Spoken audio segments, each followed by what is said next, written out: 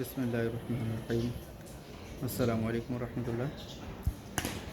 আপনারা দেখতে পাচ্ছেন অনেক সুন্দর শুক্রবারের সকালে ক্রিকেট খেলছে সবাই। তো একটা সময় এই ক্রিকেট খেলা, ফুটবল খেলার জন্য কত দূর দূরান্তে চলে যেতাম, কিন্তু আজকে আমার বাসার পাশেই আমি একেবারে আমার বিছানা থেকে ভিডিওটা করছি।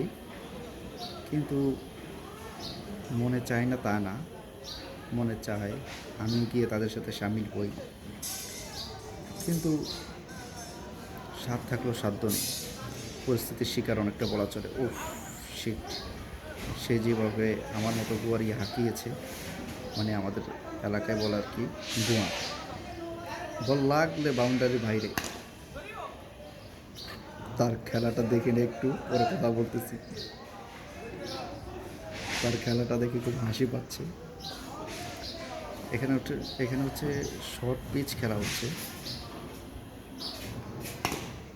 না, হিটগুলো করে কিন্তু অনেক সুন্দর।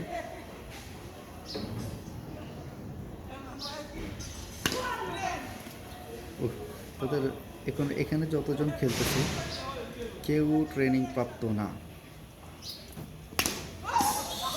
4 সেকেন্ড।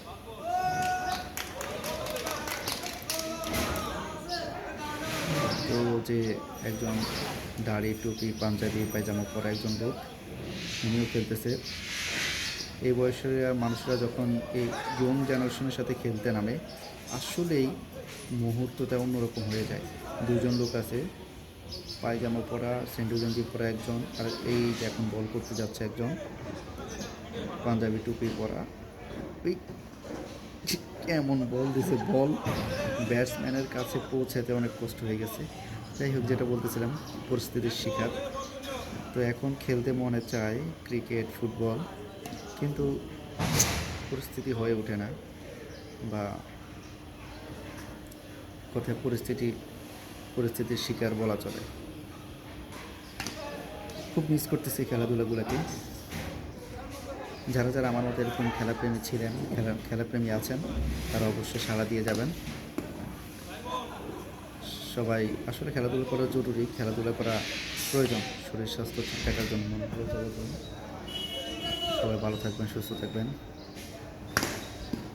কিরে বেটা, করতে এলি? রাকিব, আল্লাহ হাফেজ, আসসালামু আলাইকুম রহমতুল্লাহ।